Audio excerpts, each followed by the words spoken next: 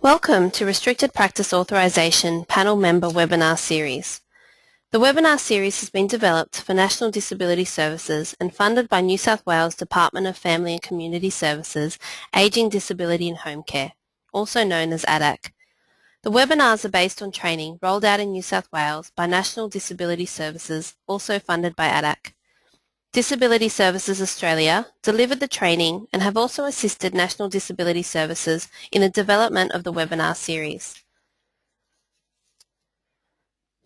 The webinar series focuses on the operational requirements of the Restricted Practice Authorisation mechanism to ensure consistent understanding, implementation, monitoring and accountability for practice and outcomes.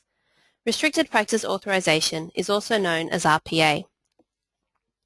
The webinar series is targeted at behaviour support practitioners, clinicians from other disciplines such as speech pathology, occupational therapy, and senior staff within organisations with relevant experience and/or qualifications who can participate in or oversee an RPA panel. This is the first of 4 webinars in the series and focuses on the highlighted dot point, introduction, reforms and person-centred approaches. The remaining dot points will be discussed in additional webinars. A workbook can be downloaded from the NDS website to provide further information. This webinar provides an introduction to RPA, as well as providing a context by looking at current reforms and person-centred approaches. Content includes the purpose, objectives, current reforms, networking, background of RPA, person-centred approaches, and balancing duty of care versus dignity of risk.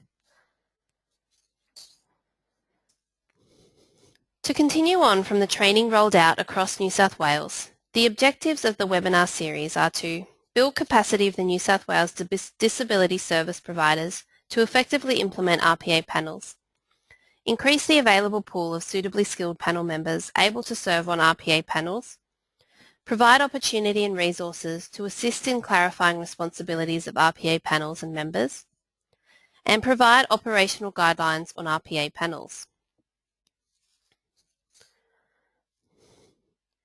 There are 2 reforms currently being introduced that will set out the way support and funding for people with disabilities is provided: the Disability Inclusion Bill and the National Disability Insurance Scheme.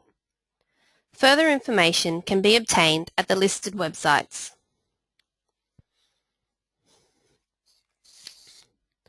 Given that there are significant reforms changing the way people with a disability are being supported and funded, it is important to develop strong networks and collaborate with current and new service providers.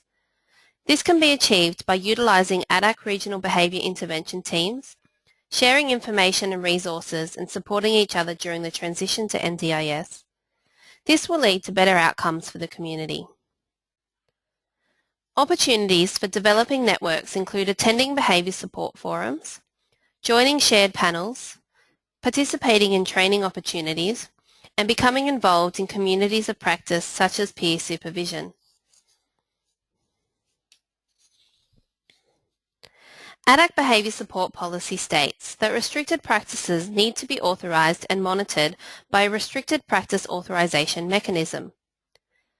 This mechanism is responsible for ensuring restricted practices are used appropriately and reviewed within prescribed timeframes. RPA panels are one type of mechanism that can be used to achieve this.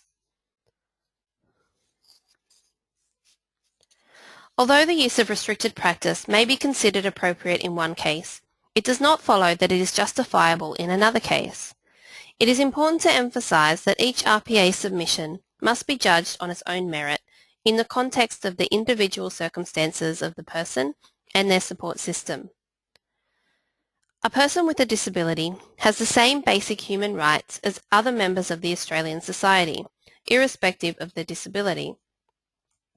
These include the right to respect and dignity, the right to live in and be part of the community, the right to choose their own lifestyle, the right to participate in decisions that affect their lives, the right to receive services in a manner that results in the least restriction on their rights and opportunities, the right to pursue any grievance without the fear of recrimination, the right to protection from neglect, abuse and exploitation. It is important to recognise that restricted practices can limit a person's human rights. Part of authorising restricted practice requires consideration of balancing duty of care and dignity of risk. Duty of care is the obligation to ensure that all reasonable measures are taken to prevent harm which may be reasonably foreseen. Dignity of risk is the principle that everyday risks are a part of life and contributes to personal dignity. Any strategy used for the purposes of risk management should be the least restrictive alternative. For example, smoking may cause significant harm, and people often believe that it is their duty of care to prevent a person with a disability from causing themselves harm by restricting their access to cigarettes. However, smoking is not a reasonably foreseen risk of harm, and people with a disability have the dignity to choose to engage in that activity despite the risk. Thank you for listening to the webinar.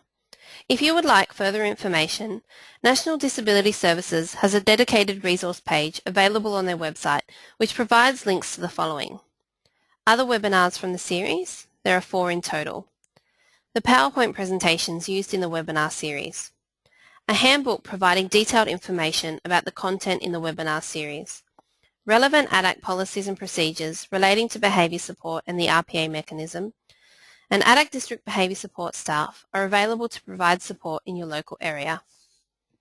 Thank you.